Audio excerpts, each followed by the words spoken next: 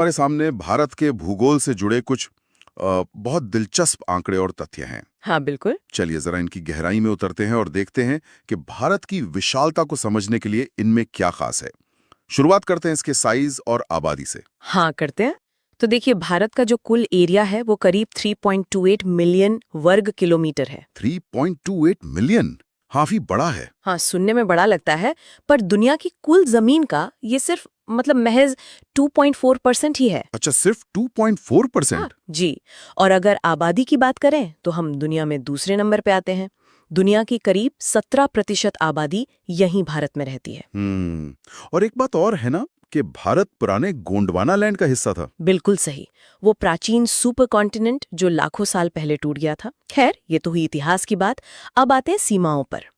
जमीनी और समुद्री दोनों ही काफी लंबी हैं भारत की। हाँ, पहले जमीनी सरहद की बात करते हैं, स्थलीय सीमा जिसे कहते हैं। हाँ, तो ये जो जमीनी बॉर्डर है ये करीब 15,200 किलोमीटर लंबा है। बहुत लंबा। 15,200 किलोमीटर, और ये कई देशों से घिरा हुआ है ना? बिल्कुल, कई पड़ोसी देश हैं और अगर लंबाई के हिसाब से देखें तो सबसे लंबी सीमा पता है किसके साथ है? चीन या पाकिस्तान? नहीं, यही तो इंटरेस्टिंग बात है।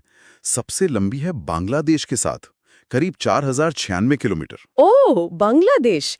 ये वाकई चौंकाने वाला है। हाँ, बांग्लादेश के बाद फिर चीन का नंबर आता है, फिर पाकिस्तान जिसकी सीमा करीब 3323 किलोमीटर है। ओके, और पाकिस्तान के बाद? उसके बाद नेपाल है 1751 किलोमीटर, फिर म्यांमार 1643 किलोमीटर, फिर भूटान लगभग 699 किलोमीटर। और सबसे छोटी? सबसे छोटी सीमा अफगानिस्तान के साथ है, सिर्फ 106 किलोमीटर, जो अब लद्दाख वाले इलाके से जुड़ती है।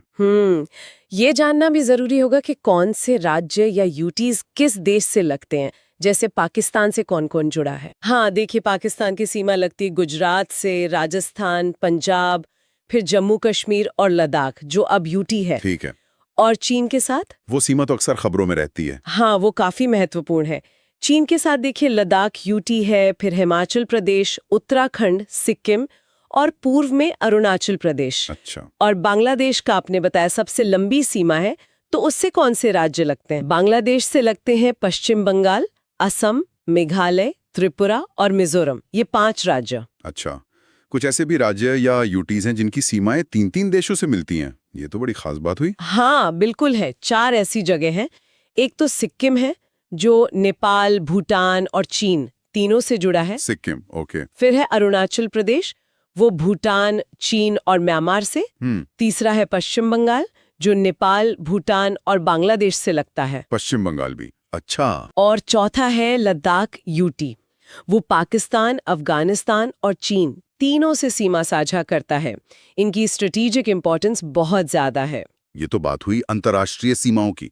अब अगर भारत के अंदर देखें तो उत्तर प्रदेश का नाम आता है अक्सर कि वो कई राज्यों से घिरा है। हाँ बिल्कुल सही। उत्तर प्रदेश कुल 8 राज्यों और साथ में दिल्ली जो यूटी है उससे अपनी सीमा शेयर करता है। 8 राज्य और एक यूटी। हाँ, जो कि सबसे ज्यादा है।